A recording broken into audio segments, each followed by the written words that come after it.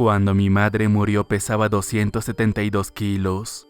De pequeña nunca entendí por qué no podía asistir a las reuniones de padres y maestros, a las obras de teatro del colegio, o tan siquiera recogerme.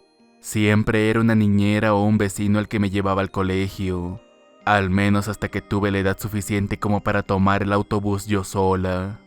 Cuando llegaba a casa siempre la veía desplomada en su silla y con la barbilla empapada de grasa y salsa de cualquier comida chatarra que hubiera comido.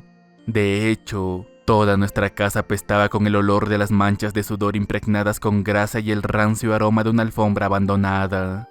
Recuerdo revolcarme en ella durante años, así que podría decir que pasé mi infancia consumida en ella.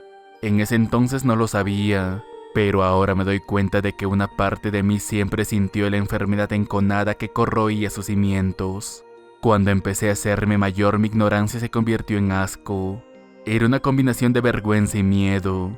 Vergüenza de que esto fuera de lo que había venido, de que esto fuera en lo que pudiera convertirme, y miedo de que ella fuera a morir un día, a morir y a dejarme completamente sola en este mundo. Eso me enfadaba. ¿Por qué no podía mejorar? ¿Por qué no podía levantarse, ir más allá de la cocina, incluso salir de la casa?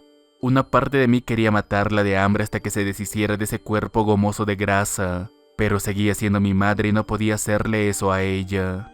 Ella era la única persona que tenía, pero aún así, tener que frotar con un paño húmedo entre los colgajos de su piel cada noche, vestirla e incluso llevarla al baño ya era molesto. Lo siento, pero tienen que entender de lo que estaba escapando cuando entré en la escuela de medicina en el estado de al lado. Por primera vez en mi vida no era directamente responsable de ese cerdo corpulento que era mi madre. Ella se quedaría en nuestra adormecida ciudad del Medio Oeste con un cuidador pagado con su seguro, y yo por fin sería libre para vivir mi vida como me plazca. Eso es lo que imaginaba. Pero el problema con este tipo de planes es que siempre hay algo que te arrastra y se come tus esperanzas hasta que no quede nada. Para mí fue la necrosis de mi madre, y si no saben qué es eso, aquí tienen una definición básica. Lo que realmente significaba era que se estaba pudriendo en una jaula de su propia carne. El peso de su propio cuerpo había aplastado la carne de su espalda baja donde había dejado de circular la sangre. Había empezado a morir, y eso significaba que tenía que volver a casa y cuidar de ella después de solo 26 días de libertad.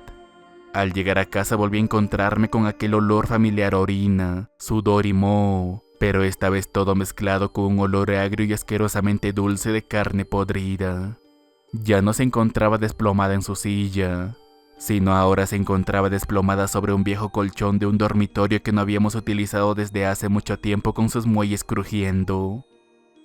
Estaba vestida con una simple camisa azul casi como si se tratara de una bata de hospital, y al levantar el borde inferior, mis ojos pudieron ver el lugar donde se estaba pudriendo.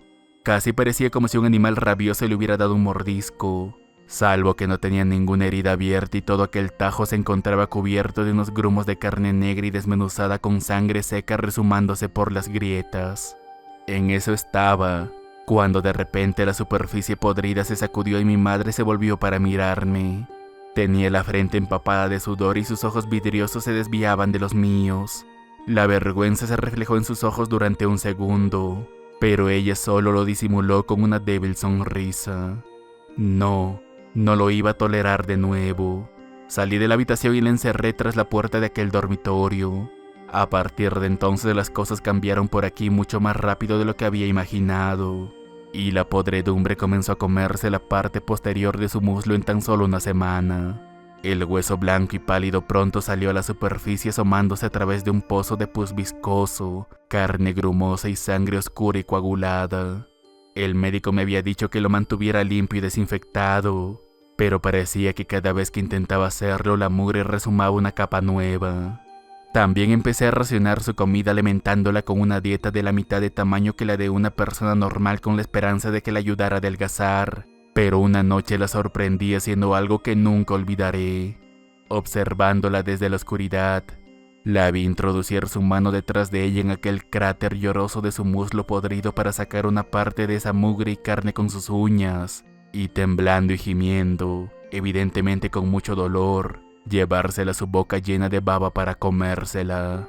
Al día siguiente cubrí su herida con varias capas de vendas e intenté olvidar lo que vi. Para ser honesta, estuve a nada de verla hacerlo varias veces, pero creo que la única razón por la que no se lo mencioné fue porque lo haría demasiado real y me obligaría a reconocer la verdad de que se estaba comiendo su propia carne agria y podrida. Cuando finalmente murió de una infección en la sangre, ni siquiera pude soportar su aliento contaminado y enfermizo. Había perdido 26 kilos en ese momento, pero aún así tuve que llamar a alguien para que me ayudara a sacar los restos en descomposición de mi madre. En cierto modo, esa fue la parte más trágica de su muerte, la primera y última vez que salió de casa. Ahora bien, durante estos días he estado mirando mi propia cintura cada vez más gruesa y tiemblo. ¿Acaso me convertiré en ella?